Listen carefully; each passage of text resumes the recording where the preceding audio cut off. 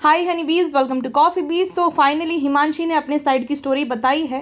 क्या होता है ना कि इंसान कब तक चुप रहेगा तो और भी गलत फहमीज बढ़ेगी और भी जो है लोग उसको लेकर अटकलें लगाना शुरू कर देंगे कि वो गोल्ड डिगर है, उसी की गलती है, इसी वजह से वो चुप है। अगर उसका दोष नहीं होता, उसकी गलती नहीं होती तो वो चुप क्यों है।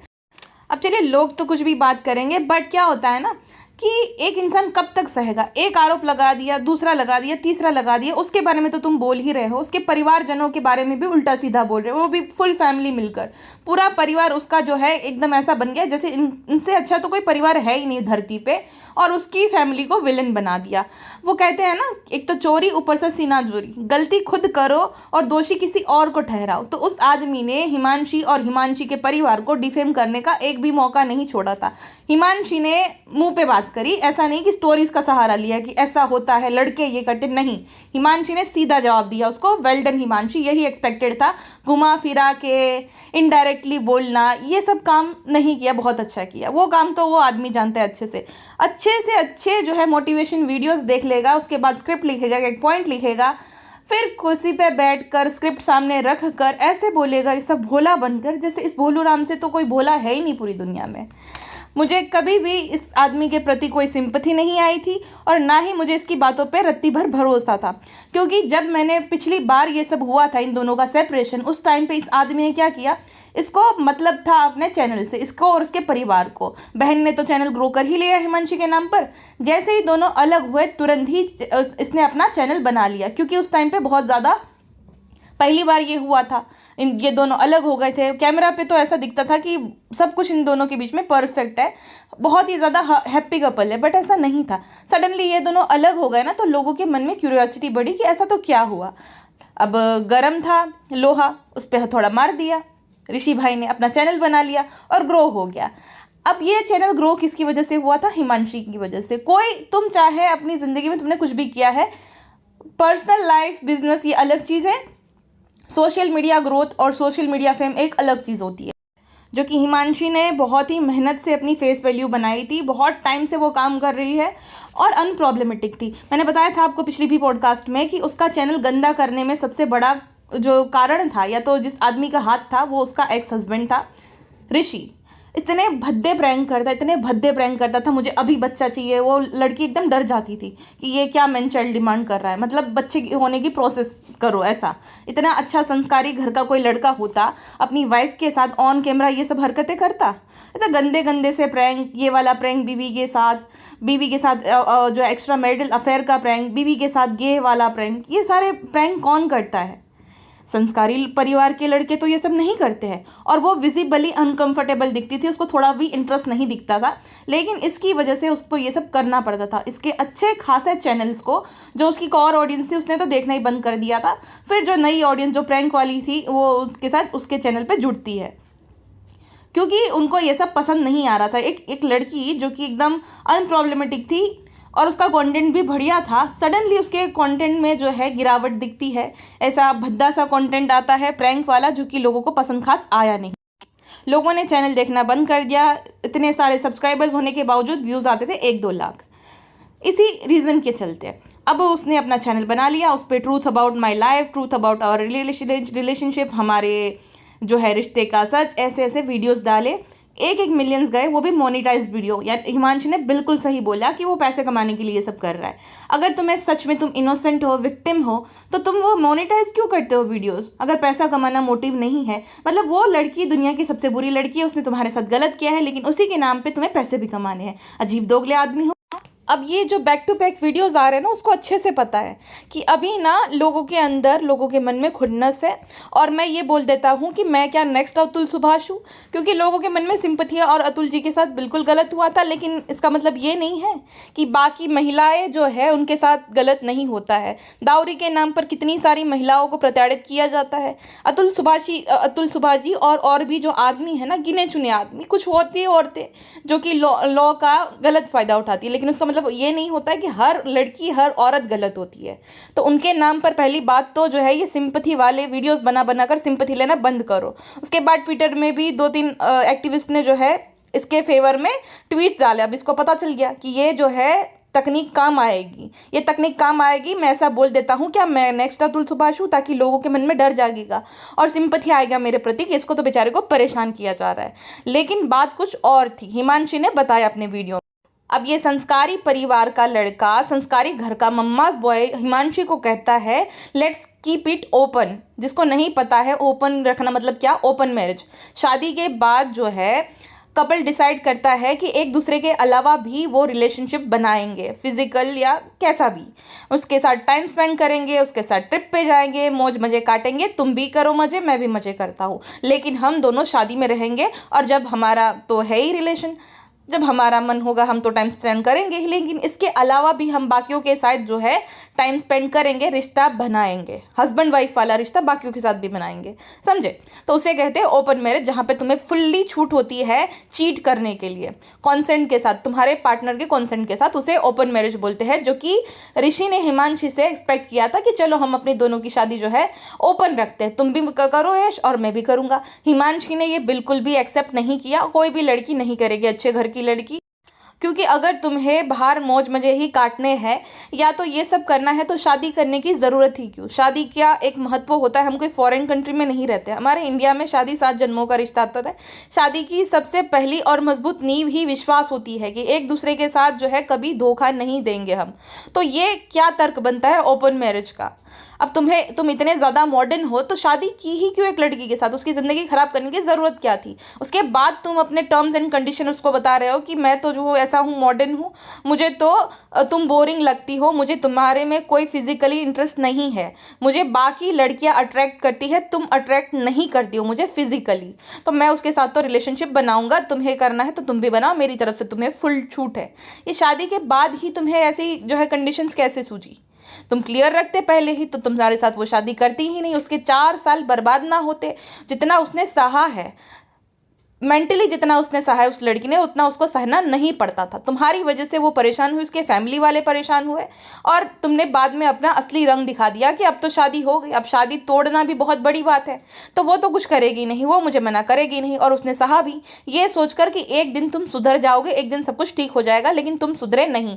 अभी भी ये 2 ट्रिप मार के आया है, थाईलैंड और पता नहीं कहाँ गया था, मैंने देखे इसके वीडियोज़, जहाँ पर इसने लिखा है कि अब मैं ऐसी ज़िंदगी जीऊँगा जैसे मैंने पहले कभी जी नहीं। भाई तुम तो शादीशुदा होने के बाद भी जी रहे थे ऐसी ज़िंदगी, लेकिन हाँ अब तुम ऑडियंस के सामने जियोगे। पहले जो है तुम ऑफ कैमरा ये सब करते थे, अब ऑन कैमरा करोगे, क्योंकि अब तुम्हें लाइसेंस मिल गया, अब तो रिश्ता टूट ही गया है, तो अब तुम ओपनली ये सब करोगे, है ना। मम्मास बॉय, संस्कारी मम्मास बॉय।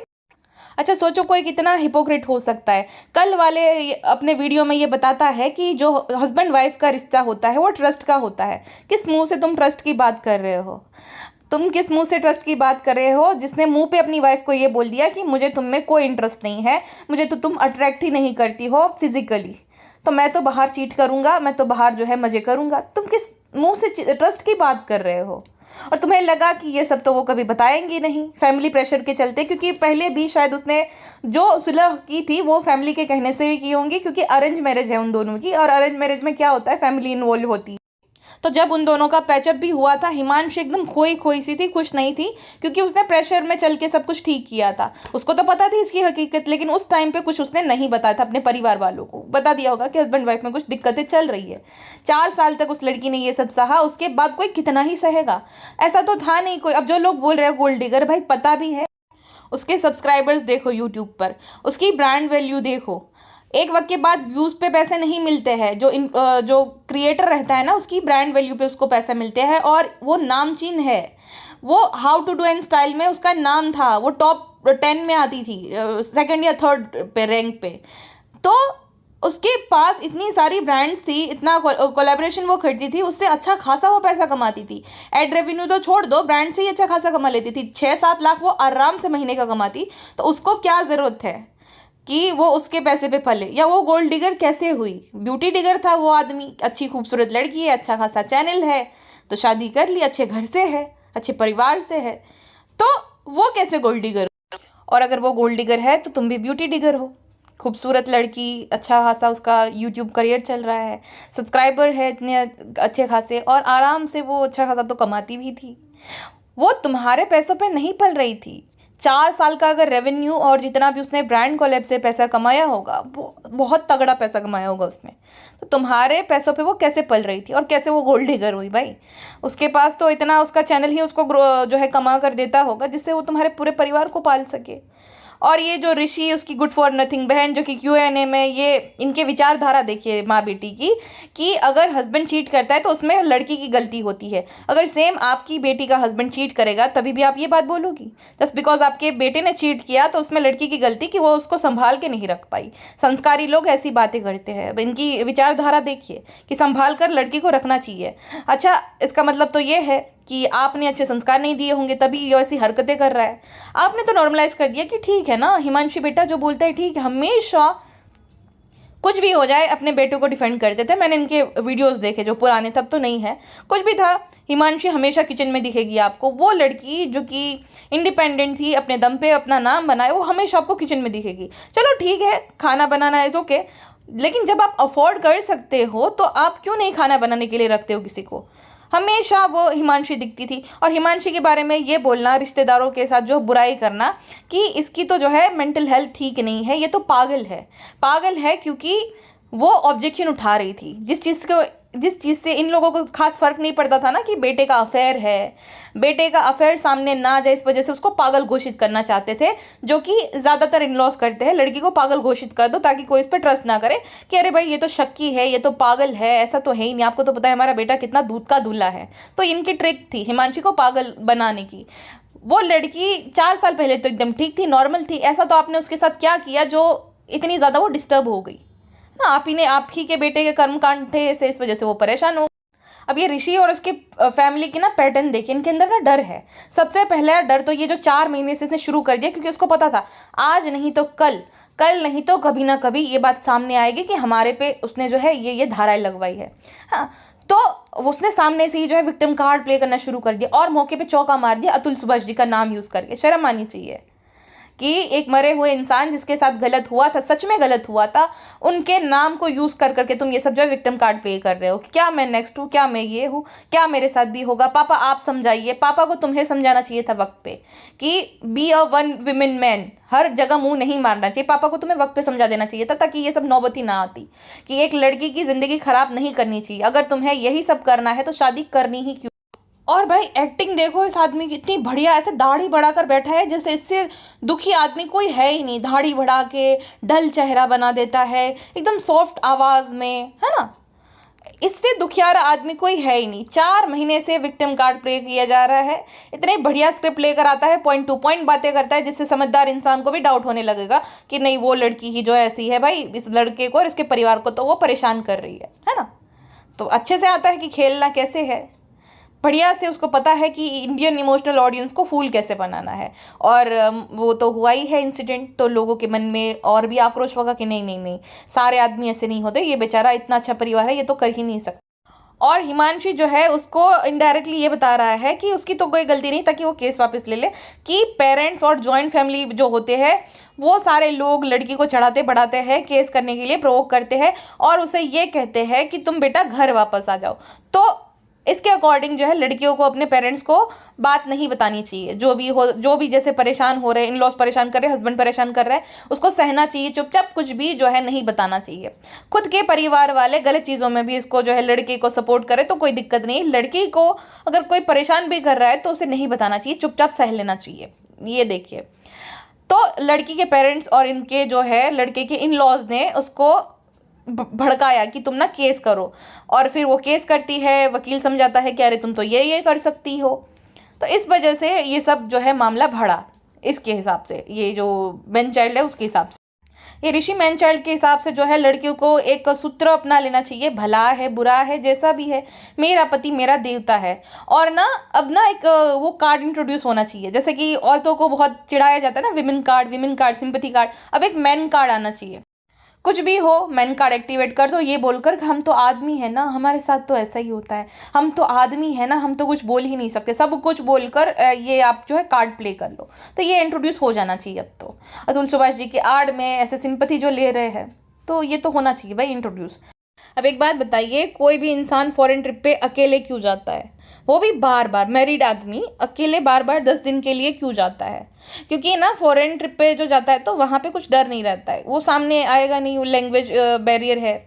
दूसरा कि उसे कुछ पड़ी नहीं है, जाओ इंजॉय करो, भूल जाओ, वैसा वाला सीन सिचुएशनशिप टाइप जो रहता है, तो वहाँ पे जाओ इंजॉय करके आ जाओ। यहाँ पे है तो यहाँ पे तो चांस भी रहता है कि कभी कोई अगर सामने से आकर कुछ बता दिया तो क्या होगा, तो बदनाम हो जाएंगे।